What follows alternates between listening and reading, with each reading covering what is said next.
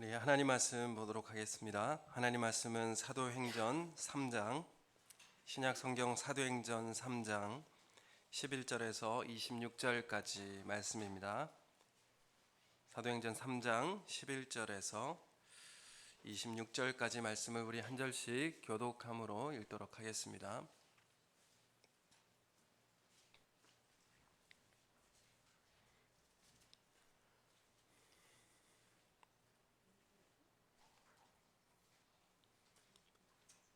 3장 11절에서 26절까지 말씀 우리 한 절씩 교독하겠습니다. 나은 사람이 베드로와 요한을 붙잡으니 모든 백성이 크게 놀라며 달려나아가 솔로몬의 행각이라 불리우는 행각에 모이거늘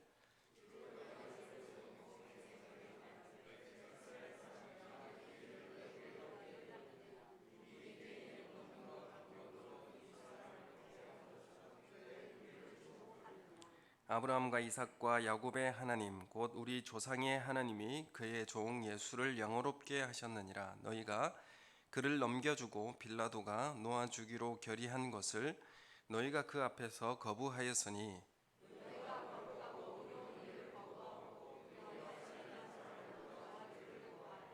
생명의 주를 죽였도다. 그러나 하나님이 죽은 자 가운데서 그를 살리셨으니 우리가 이 일의 증인이라.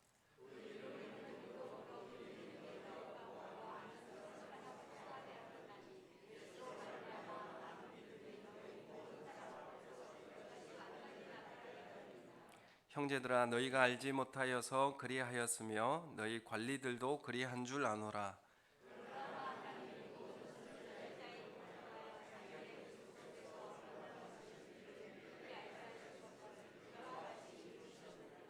그러므로 너희가 회개하고 돌이켜 너희 죄 없이 함을 받으라. 이같이 하면 새롭게 되는 날이 주 앞으로부터 이를 것이요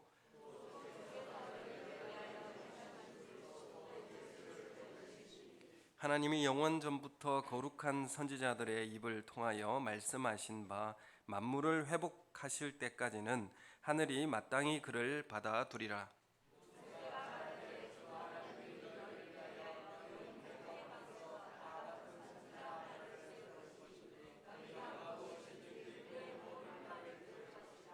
누구든지 그 선지자의 말을 듣지 아니하는 자는 백성 중에서 멸망받으리라 하였고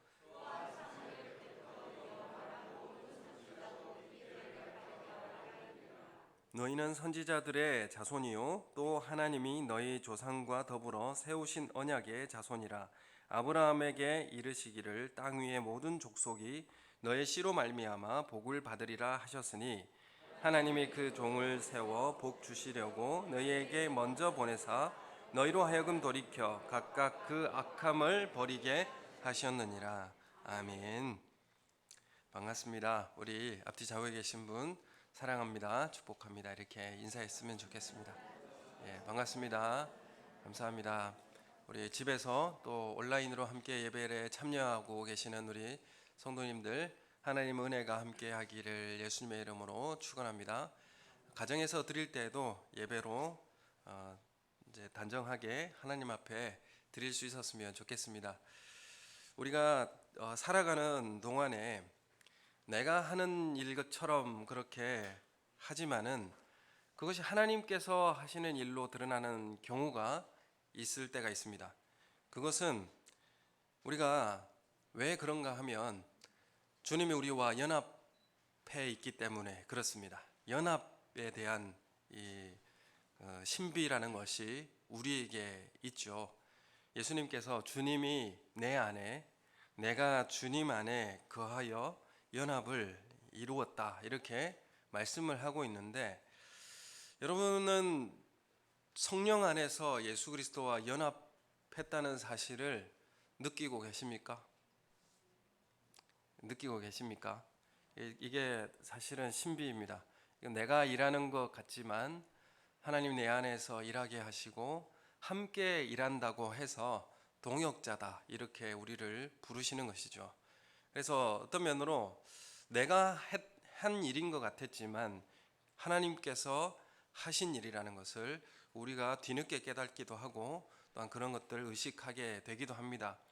그래서 이것은 하나님께서 미리 예비해 놓으신 우리를 위한 축복의 길이라는 것을 알게 되는데, 예수님 십자가에 죽으시고 또한 부활하셔서 하나님의 우편 보좌에 앉히셨습니다. 영화롭게 하셨죠.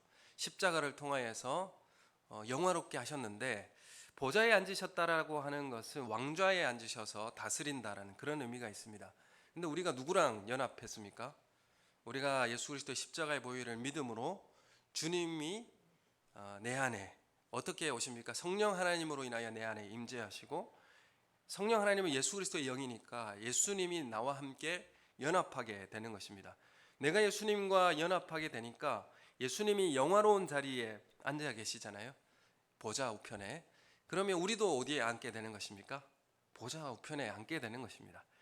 예수님이 삼위 하나님의 그 한 분으로서 삼위 하나님이시지 않습니까? 그럼 삼위 하나님의 교제와 그 영광에 함께 계시는데, 그 신적 교제가 있고 그 하나님만의 교제가 있는데, 그 교제 가운데 예수님과 우리가 연합되어 있기 때문에 우리가 어느 교제에 참여할 수 있습니까?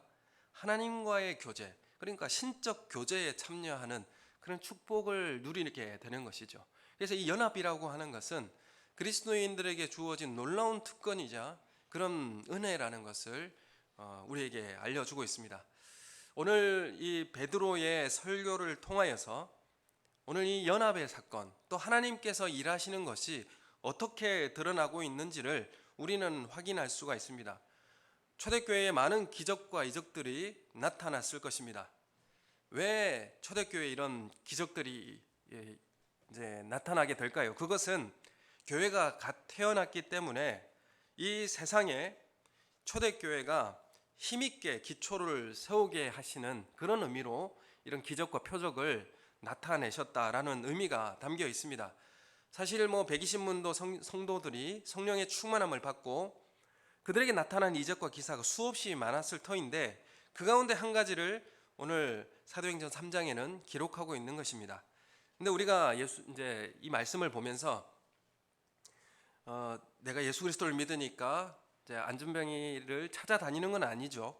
안전뱅이 찾아가서 내가 이렇게 세우리라 이렇게 마음 먹는 그런 말씀은 아니라는 것을 우리가 잘 알고 있지 않습니까? 이 안전뱅이였던 사람이 베드로와 요한을 붙잡자 많은 사람들이 솔로몬 행각에 모여들기 시작했습니다.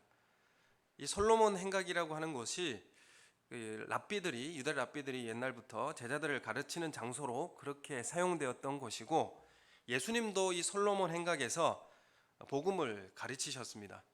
또 이 솔로몬 행각이 이후에 초대교회가 복음을 전하고 집회를 여는 그런, 자주 열리는 그런 곳이 되었습니다.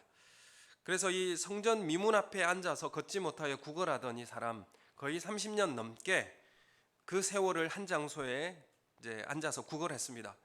예루살렘 성전이라는 곳이 많은 이스라엘 백성들이 드나드는 곳이고 30년 이상 출입하는 이스라엘 백성들에게 있어서 이 안진뱅이는 지켜보았고, 이 사람이 이런 이제 어려움이 있다는 것을 다 알고 있는 사실이었습니다. 그런데 이 사람이 걷기도 하고 뛰었다는 것입니다.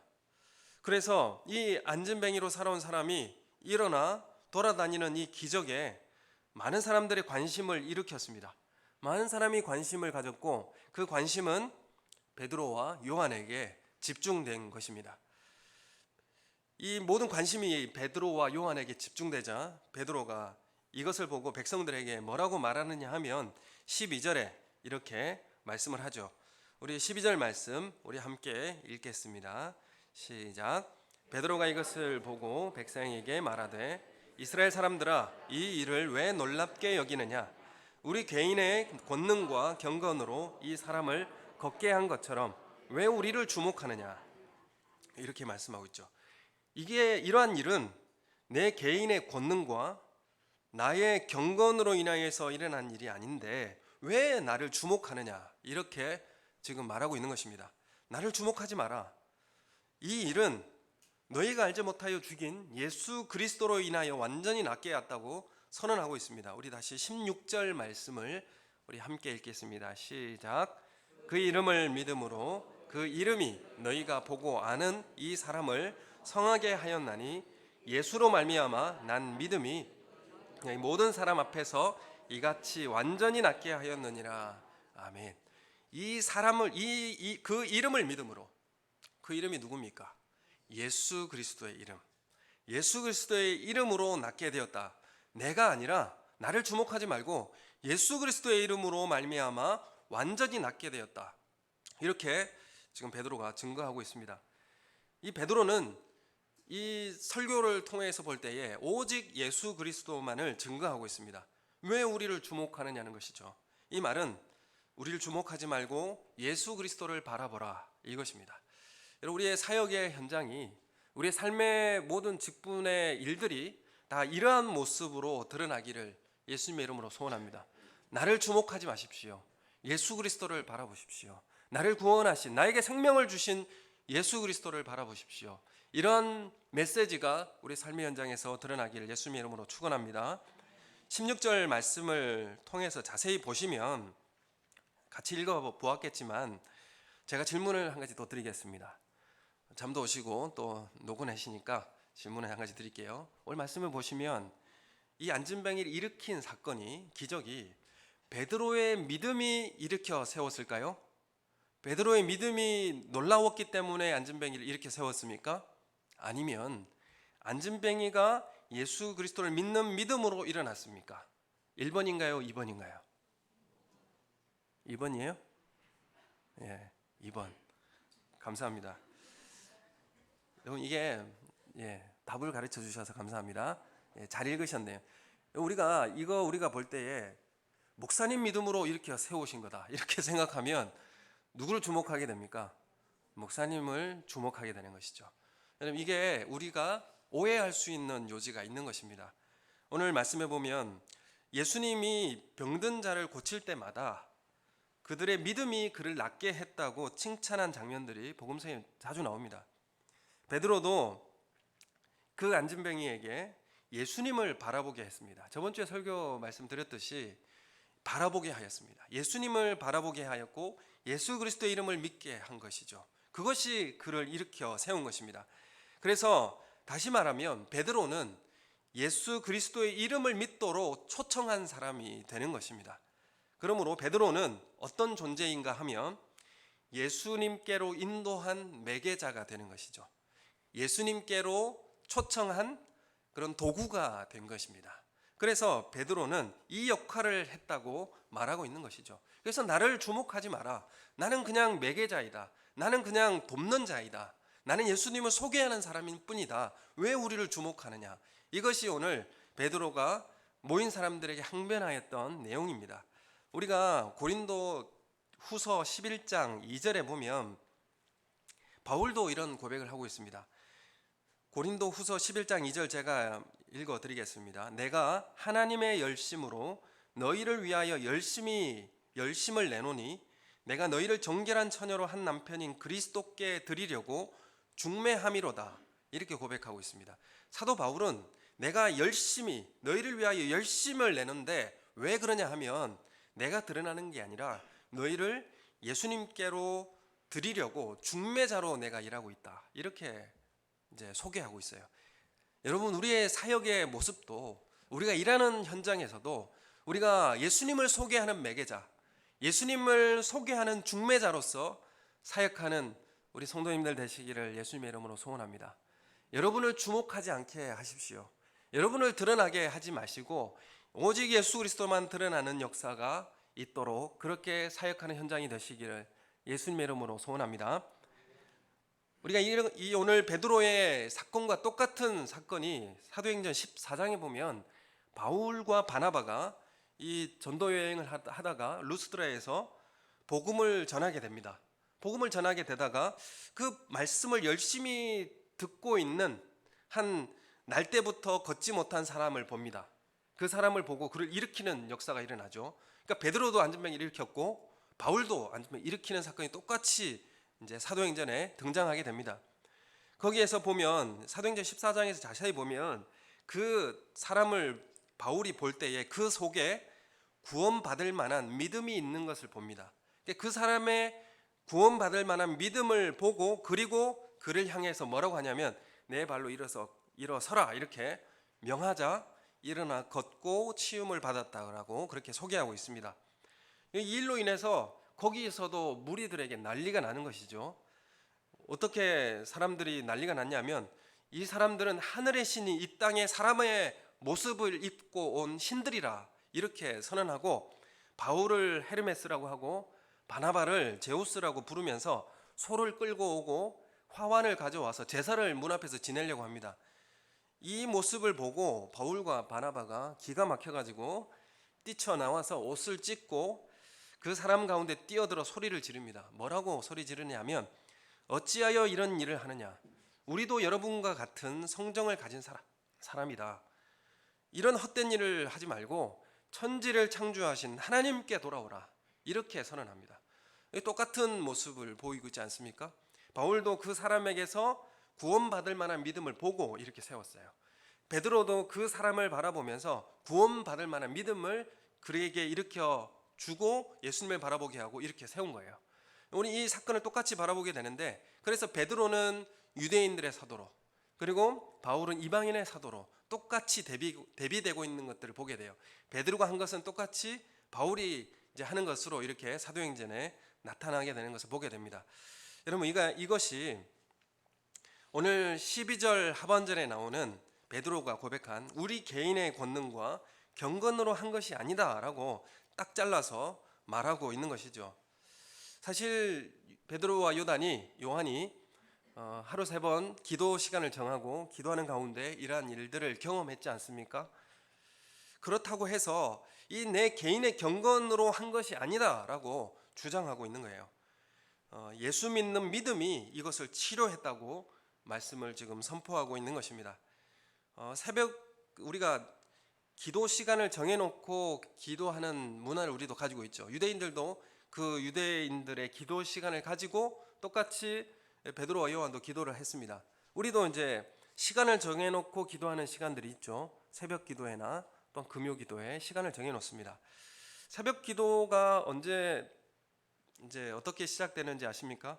길선주 목사님을 통해서 새벽 기도회가 시작이 되었어요. 그 당시에는 일본이 우리나라를 식민 지배를 하고 있었기 때문에 지배받는 그런 험한 시대였고, 당시의 성도들은 대다수 농사일에 바쁜 그런 하루를 보내었기 때문에 시간을 낼 수가 잘 없었습니다. 그래서 새벽에 기도하자는 운동을 하게 된 것이죠. 가장 먼저 일어나서 새벽에 하나님 앞에 기도하고 그 하루를 보내게 되는 것이죠. 그런데 우리 선조들은 새벽 기도에 너무나 잘 적응했습니다. 새벽 기도에 나와가지고 열심을 냈고 간절히 기도했고 새벽 기도에 많은 은혜를 받았습니다. 그래서 새벽 기도에 잘 적응을 했죠. 그런데 반면에 외국에서 이제 선교하러 들어오신 선교사님들은 이 새벽 기도를 잘 못하시는 거예요. 그랬더니 반면에 새벽 기도를 하는 우리 선조들이 새벽 기도 안 나오니까 믿음이 없다라고 이제 선교사님들을 그렇게 비판한 것이죠. 여러분, 이게 우리가 시간을 정해놓고 실천한다고 교만함에 빠지면 안 됩니다. 우리 개인 경건 이것을 구실로 남을 평가하고 비판하는 근거를 삼는다면 이건 우리가 잘못 가고 있는 것이죠. 이게 어떤 개인 경건에 대한 능력으로 그것을 자랑하고 그것을 판단 기준으로 삼는 것은 그것 자체가 잘못되고 있는 것입니다. 우리가 새벽 기도라고 하는 것은 참 좋은 시간인 것은 분명합니다. 왜냐하면 하루를 시작하기 전에 하나님 앞에 기도한다는 것 자체가 참으로 아름답고 귀한 일입니다. 우리가 이 말씀을 통해서 볼 때의 기도의 원칙이 무엇입니까? 개인 쉬지 말고 그리고 성령 안에서 그리고 은밀하게 하는 것이 성경이 우리에게 말하는 기도의 원칙이죠. 그리고 기도가 우리가 잘 이제 할 수 없는 분들은 기도도 연습을 하셔야 돼요. 기도를 잘하는 방법은 강의를 많이 듣는, 기도에 대한 강의를 들어서 기도 잘할 수 있지는 않습니다. 기도를 하기 위해서는 기도를 많이 하셔야 돼요. 연습하셔야 되고 참여하셔야 됩니다.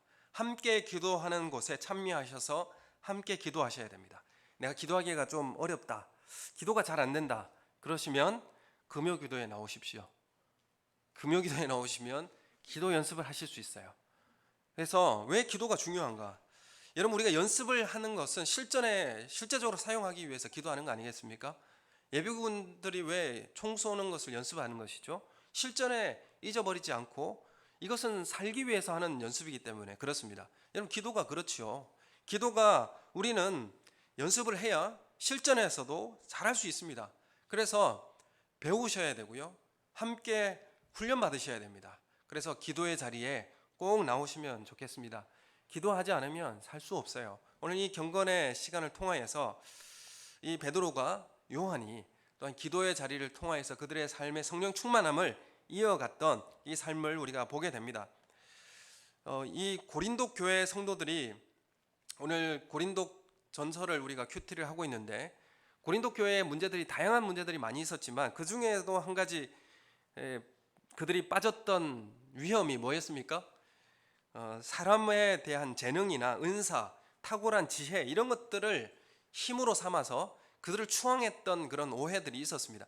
그래서 사람을 집중한 것이죠. 그에게 어떤 지혜나 탁월한 것이나 아니면 은사나 기적과 방언이나 이런 것들이 나타나자 그들을 추앙하고 또한 그들을 자신들의 우두머리로 삼은 거예요. 그래서 나는 바울파다, 난 베드로파다, 이렇게 아볼로파다 이렇게 나누어지게 된 것입니다. 바울이 이것을 교정해 주는데 어떻게 교정해 주느냐 하면 사도들은 지배하는 자가 아니라 섬기는 자다 이렇게 말씀을 전합니다.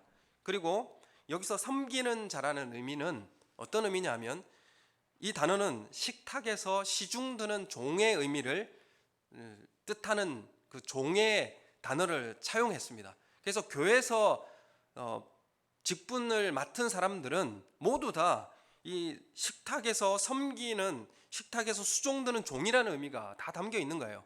그래서 목사나 장로나 집사나 권사나 모두 다 이 직분이라고 하는 것이 식탁에서 시중드는 종입니다. 그렇다면 섬기는 자라는 의미죠. 저희가 아이들을 이렇게 식탁에서 같이 식사할 때 얼마나 시중을 많이 듭니까? 물 가져와라, 휴지 가져와라, 밥이 없다, 반찬이 없다 이런 시중 많이 들잖아요. 애들 뭐 갖다 주기에 바쁩니다. 제대로 밥을 먹기나 합니까? 예, 저도 시중을 많이 드니까요. 그래서 이 식당에서 시중 드는 종은 얼마나 바쁩니까? 이게 섬기는 자의 모습이에요. 그래서 이 단어를, 이 종이라고 하는 단어를 교회 직분자에게 차용하여서 직분이라는 단어를 쓰는 거예요. 섬기는 자. 근데 당시에 고위 관직에 해당되는 그런 단어가 있었습니다. 고위 관직에 쓰이는 그런 직분을 쓰지 않고 식탁에서 시중드는 자라는 그런 단어를 교회 직분이라는 그 단어에 차용해서 사용했다는 것입니다. 그래서 우리 교회에 시중드는, 직분은 모두 시중드는 사람들이에요. 교회는, 이 교회의 직분자들은 모두 다 지배하고 추앙받는 것이 아니라 섬기는 종이라는 의미입니다. 믿으십니까? 그렇게 여기시고 사역하고 계십니까? 여러분, 이 바울과 아볼로, 베드로 모두 복음을 선포하여 예수 그리스도를 믿게 하기 위하여 하나님으로부터 고용된 종이라는 의미가 있습니다. 여러분, 그래서 우리가 교회 직분, 우리가 맡은 부서, 거기에서 사역하는 모든 사람들은 예수 그리스도를 믿게 하기 위해서 하나님으로부터 고용된 종이라는 의미가 거기에 담겨 있는 것입니다. 여러분, 그래서 그러니까 이런 것이죠. 나는 누구를 추앙하고 또 누구를, 나는 어떤 목사님 파고 또 어떤 교회 출신이고 뭐 이런 것이 우리가 중요한 문제가 아니라는 것을 분명하게 말씀하고 있습니다. 13절의 말씀에 보면 예수님을 어떻게 소개하고 있습니까? 그의 종이다 이렇게 소개하고 있어요. 하나님의 종이라고 소개하고 있습니다. 예수님이 어떻게 종이 될 수가 있습니까? 빌립보서 2장 6절 말씀에 우리가 잘 아는 말씀입니다. 하나님과 동등됨을 취할 것으로 여기지 않으셨습니다. 하나님이신데 하나님과 동등됨을 취할 것으로 여기지 않고 도리어 종의 형체를 가져서 이 땅에 오시고 십자가에 죽기까지 복종하시는 순종의 사역을 담당하신 분으로 예수님을 소개하고 있습니다. 하나님의 말씀에, 그 말씀에 죽기까지 충성하신 예수님의 낮아진 모습을 종이라고 표현하고 있는 것이죠. 여러분, 그러면 우리가 직분이 어떤 모습으로 닮아가야 할 것인가? 하나님의 말씀이 죽기까지 충성하는 그 예수님의 모습을 닮아간다고 한다면 여러분 직분의 삶에서 죽기까지 충성하고 계십니까? 정말 죽음에 이르기까지 우리가 예수님의 말씀에 순종하고 말씀에 순종하며 낮아진 모습으로 가고 있는가? 우리 자신을 돌아볼 필요가 있습니다. 여러분, 우리가 죽기보다 더 어려운 문제가 뭐겠어요? 자존심의 문제 아니겠습니까? 여러분, 이 문제를 예수님은 마태복음 12장 18절에 자신을 고난받는 종이라고 이렇게 소개하고 있습니다. 내가 종이라 이렇게 소개를 하고 있는 것이죠. 여러분은 내가 종이라 이렇게 소개할 수 있습니까? 무익한 종이다. 여러분, 우리가 직분을 맡은 사람들마다, 중심 직분을 맡으신 분들마다 내가 예수님처럼 그런 종으로 섬기겠다는 결단과 각오가 필요합니다. 빌립보서 1장 20절, 이 말씀을 우리 찾아서 한번 보면 좋겠습니다. 빌립보서, 신약성경 빌립보서 1장 20절, 우리 함께 이 말씀을 읽었으면 좋겠습니다. 빌립보서 1장 20절,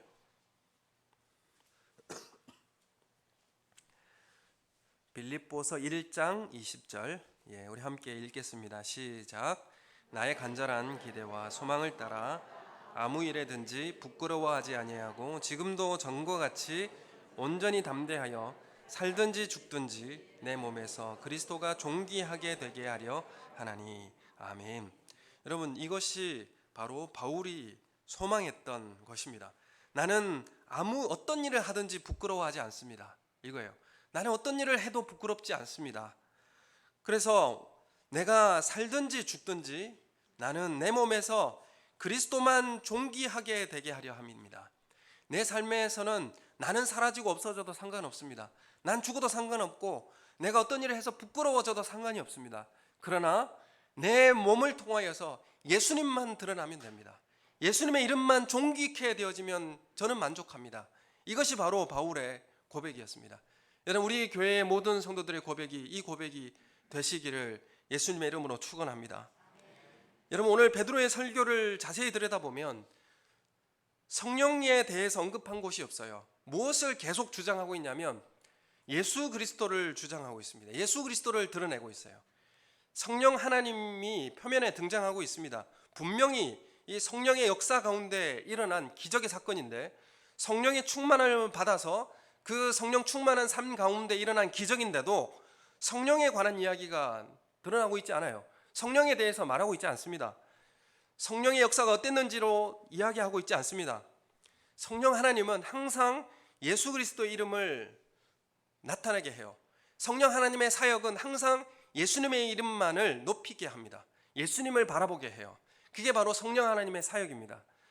우리가 성령 충만한 우리의 삶은 그러면 어떻게 드러나게 될까요?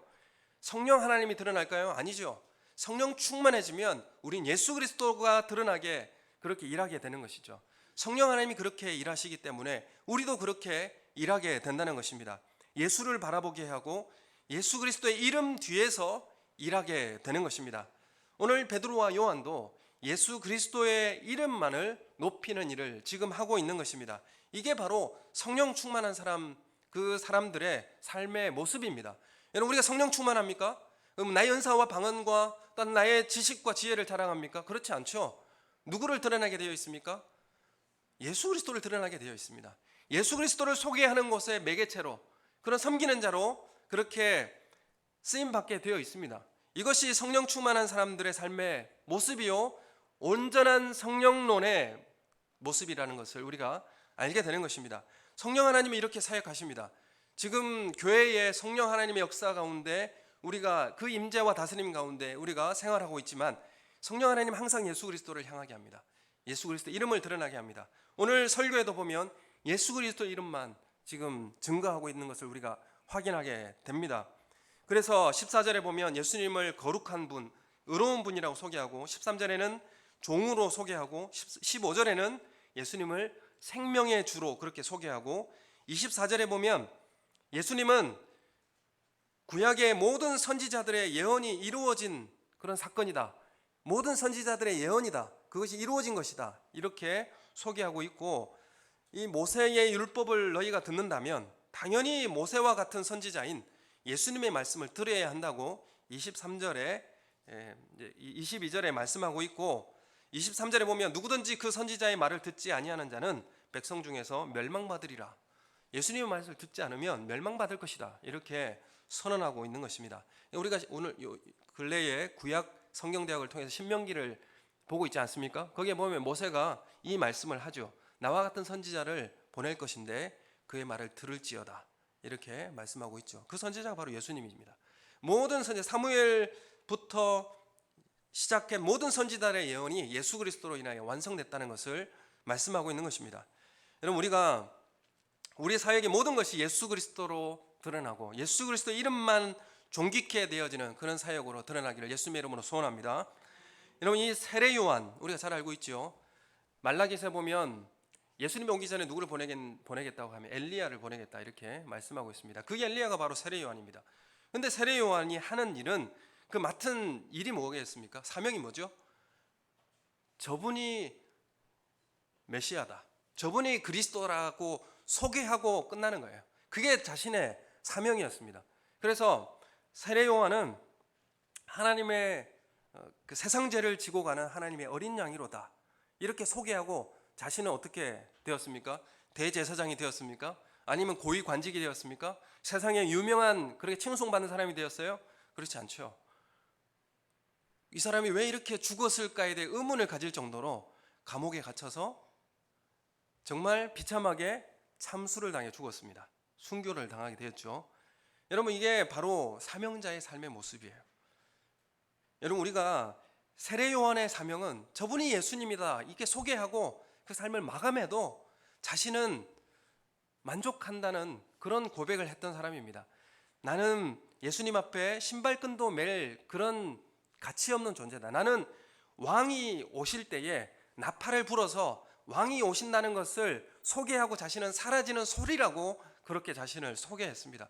여러분, 우리 사역의 현장이 나를 주목하는 것으로 가는 것이 아니라 내 경건과 내 능력을 자랑하고 드러내는 것으로 가는 것이 아니라 나를 통하여서 그리스도만 존귀케 되는 그런 사역의 현장이 되기를 예수님의 이름으로 축원합니다. 그리고 나를 죽이고 나를 어떤 일에든지 내가 부끄러워하지 아니하고 예수 그리스도를 소개하는 일이라면 그 사역에 내가 전심으로 감당할 수 있는 삶을 살아내는 우리 성도님 되시기를 예수님의 이름으로 소원합니다. 여러분, 이게 너희는 유대인들에게 베드로가 이렇게 설교합니다. 너희는 살인자라 바라바를 놓아주었고 너희는 생명의 주를 죽였다. 너희가 살인자다. 이렇게 선포하고 있습니다. 여러분, 예수님이 왜 십자가에 죽으셨습니까? 왜 예수님이 십자가에 죽으셨습니까? 나의 죄 때문에 내가 죽인 것이죠. 나의 죄 때문에 예수님이 죽으신 것입니다. 바라바라고 하는 이 사람은 로마의 지배에 반란을 일으키고 선동해서 많은 생명을 죽인 사람이었습니다. 그래서 감옥에 갇혀 있었어요. 감옥에 갇혀 있었는데 빌라도의 법정과 거리가 멀리 떨어져 있었습니다. 바라바는 그 빌라도의 법정에서 일어나는 사건들의 소리를 다 들을 수가 없었을 거예요. 빌라도가 유대인들에게 이렇게 묻습니다. 누구를 도와줄까? 이렇게 물어. 유대인이 되면 유월절이 되면 한 사람을 놓아주는 그런 관례가 있어서 그걸 빌미로 예수를 놓아주려고 했는데 그래서 물어보는 겁니다. 누구를 놓아줄까? 그랬더니 사람들이 뭐라고 외쳤어요? 바라바라고 크게 외쳤습니다. 그래서 조금 멀리 떨어진 감옥에서 바라바는 어떤 음성을 들었을까요? 자기 이름을 들었을 겁니다. 바라바요, 바라바. 이 소리를 들었습니다. 좀 있다가 어떤 소리가 또 들립니까? 이제 빌라도가 이렇게 이제 물어보죠. 그러면 예수를 어떻게 해야 할까? 그러자 유대인들이 뭐라고 합니까? 십자가에 못 박아라. 십자가에 못 박아라. 이렇게 크게 외쳤습니다.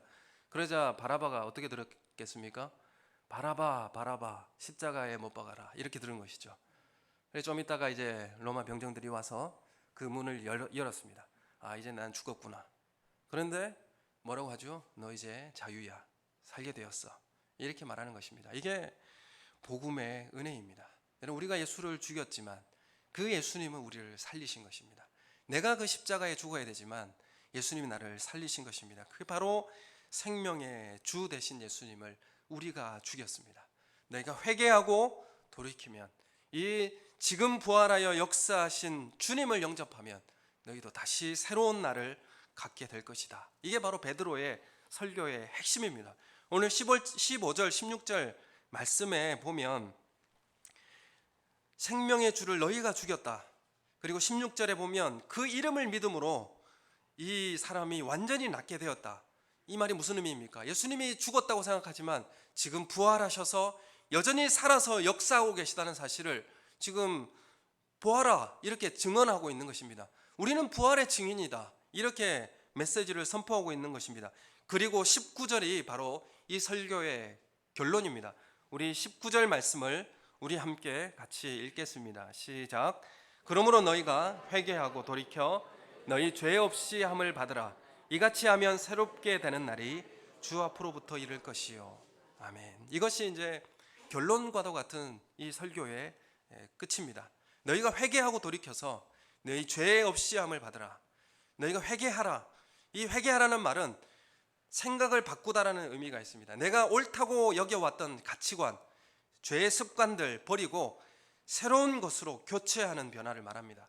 하나님이 말씀하셨던 대로, 주님이 원하시는 대로 내 삶의 가치관을 다 바꾸어 놓겠다. 돌이키겠다. 내 삶을 다시 돌이키겠다. 그런 의미가 바로 회개입니다. 이전에 잘못된 습관을 다시 새롭게 되돌리겠다. 이게 바로 회개의 모습입니다. 그냥 마음에 그냥 조그마한 결단만 있는 것이 아닙니다. 삶을 바꾸겠다. 그것이 바로 회개입니다. 그리고 회개를 하면 너희가 죄 없이 함을 받을 것이다 라고 할 때 죄 없이 함을 받는다라고 하는 것이 당시에 양피지에 잉크로 이렇게 글을 쓰면 물기 묻은 스펀지로 그 글자를 싹 말끔히 씻어낼 수가 있었습니다. 이 의미가 죄 없이 함을 받으라의 의미에 담겨 있는 거예요. 그러니까 한 번 쓴 글이라도 물 묻은 스펀지로 말끔히 씻겨지듯이 회개라고 하는 것이 죄의 씻기움을 받는다는 의미가 담겨 있는 것이죠. 그래서 예수 그리스도 이름을 믿을 때에 회개하고 돌이키면 너의 죄가 완전히 씻어지게 될 것이다. 그렇게 되면 새롭게 나는 날이 이르게 될 것을 메시지화하고 선포하고 있는 것입니다. 지금 베드로의 설교의 핵심이 이거예요. 예수님을 주목하라. 예수님이 지금 살아서 역사하고 계신다. 생명의 주이시다. 예수님의 이름을 의지하는 자들마다 구원받게 된다. 그리고 마지막 날에 새롭게 되는 날로 이렇게 번역하고 있는데 개역 이전 한글 버전에서는 유쾌하게 되는 날 이렇게 이제 이전 성경에 이렇게 나오고 있는데 이것은 이제 회복해 되는 날, 리프레시먼트 이렇게 이제 해석을 하고 있는데 새로운 피조물로 드러나는 날입니다. 우리가 새롭게 변하는 날을 우리가 얻게 될 것이다. 새 피조물이 되는 것을 확인하게 될 것이다. 이렇게 말씀하고 있습니다. 여러분, 우리가 예수 그리스도의 이름 소유하고 있습니까? 예수 그리스도의 이름의 능력 소유하고 있습니까? 예수 그리스도의 이름을 의지하시고 예수 그리스도를 바라보시는 우리 성도님들 되시기를 예수님의 이름으로 소원합니다. 여러분, 이 초대교회 성도들은 성령의 충만함을 받아 예수 그리스도 지금도 살아서 우리 가운데 역사하시고 생명 주시는 그 예수님을 바라보았습니다. 우리 교회도 예수 그리스도의 능력을 소유한 우리 성도님 되시기를 예수님의 이름으로 축원합니다. 우리의 돈과 재능과 내 능력과 내 은사 이것을 자랑하는 것이 아니라 예수 그리스도를 드러내는 그런 삶을 살아가시기를 예수님의 이름으로 축원합니다. 마지막으로 한 가지를 말씀드리자면 초대교회가 가졌던 이 모습을 보면 함께 성전 중심으로 모였고요. 그래서 솔로몬 행각에 같이 모였습니다. 성전 중심으로 모였고 함께 기도했고 예수님의 함께 증인으로서 사역을 했고 또 함께라고 하는 공동체적 그런 모습을 보였습니다. 경제 공동체 또는 예배 공동체 이런 모습으로 연합했다고 보여지게 되죠. 우리가 예수 그리스도와 연합하듯이 우리가 성도들과 연합할 수 있어야 할 것을 이 사도행전 우리에게 말씀하고 있습니다. 여러분은 연합할 수 있습니까? 여러분 함께 연합하여서 일할 수 있습니까? 우리 서울로회가 연합해서 한 번씩 여전도회라든지 연합해서 하는 행사들이 한 번씩 있습니다. 그 연합의 일들이 굉장히 중요한 문제입니다. 오늘 베드로와 요한의 그 함께 연합한 사역이 놀라운 역사를 이루어냈지 않습니까? 사실 그렇지만 이 두 사도를 바라보면 베드로와 요한 함께 연합할 수 없는 것처럼 보이는 사람들이에요. 사실은 어떻게 이 사람 둘이서 이렇게 연합할 수 있을까? 사실은 성격도 다르고, 그리고 신앙 생활도 다르고, 또 그리고 나이도 다릅니다. 저희 성격은, 베드로의 성격이 어떻습니까? 적극적이면서도 먼저 시작하는 사람이고 주도적인 사람이지만 뒤에 끝이 좀 그렇게 깨끗하지 않은 사람이에요. 앞서서 십자가 지겠다고 했지만 끝이 그렇게 개운치 않은 그런 모습을 보일 때가 많고요. 그렇지만 또 요한을 보게 되면 요한의 별명이 뭡니까? 우레의 아들이죠. 번개 우레인데, 왜 우레의 아들이라고 이렇게 별명을 예수님 지어주었을까요? 언제 번개가 칠지 잘 모르지 않습니까?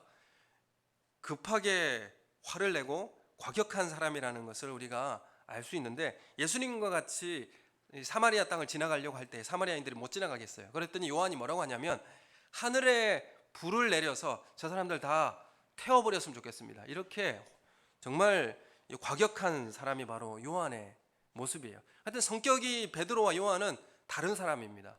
또한 이 베드로는 수제자로 불려서 어떤 면으로 베드로가 나이가 좀 많은 나이대로 이렇게 여겨졌지 않았을까 이렇게 추측하게 되고요. 그러나 요한은 어떤 나이입니까? 제일 막내죠. 어린 제자입니다. 그리고 마지막까지 살아남아 있던 그런 제자이죠. 그래서 나이 차가 굉장히 많이 나는 그런 관계예요. 그래서 세대 차이가 있던 사람입니다. 그리고 어떤 문화도 좀 달랐을 수 있어요. 여러분, 그래서 여러분, 우리가 성격도 다르고 나이도 다르지만 연합할 수 있습니까? 있습니다. 연합할 수 있습니다. 함께 할 수 있습니다. 함께 사역할 수 있어요. 이 베드로의 신앙 형태를 보자면, 베드로전서에 보면 전투적 신앙을 가지고 있습니다. 너희 대적 마귀가 우는 사자같이 두루 다니며 삼킬자를 찾는다면서 전투적인 신앙을 말하고 있는데, 요한의 신앙 모습은 어떻습니까? 하나님은 사랑이시라, 사랑하는 자들아 우리가 서로 사랑하자, 이렇게 이제 신앙의 차이가 참 많이 있는 이런 모습을 보게 됩니다. 여러분, 우리 교회에서 어떤 일을 할 때에 이렇게 주장하는 사람이 있죠. 믿음으로 밀어붙입시다. 이렇게, 아니 하나님이 우리 지켜주시는 믿음으로 밀어붙여야죠. 이렇게 주장하는 분도 있고, 우리 좀 더 생각해보고 기도해보자 하시는 분이 있습니다. 신앙 노선이 다른 분들이 다 있어요. 여러분, 우리 교회의 성격도 다르고 나이도 다르고 환경도 다르고 또한 신앙 그런 모습도 다르지만, 베드로와 요한이 함께 연합하여서 이러한 일들을 이루어내는 것처럼 우리 교회도 함께 공동체로 연합할 수 있는 우리 교회 성도님 되시기를 예수님의 이름으로 축원합니다. 여러분, 우리가 예수님과 연합했습니다. 또한 우리는 형제들과 연합하여 공동체를 이루는 그런 특권을 우리가 받아 있습니다. 여러분, 이러한 사람들이 함께 교회를 통하여 중심으로 모이고 함께 기도하고 연합하는 공동체가 되기를 예수님의 이름으로 축원합니다. 여러분, 교회는 형제가 동거하고 연합하는 기쁨이 넘쳐야 합니다. 함께하는 기쁨이 넘쳐야 합니다. 같이 기도하고 같이 섬기고 함께 예배하고 함께 말씀을 나눌 때 능력이 드러날 줄로 믿습니다.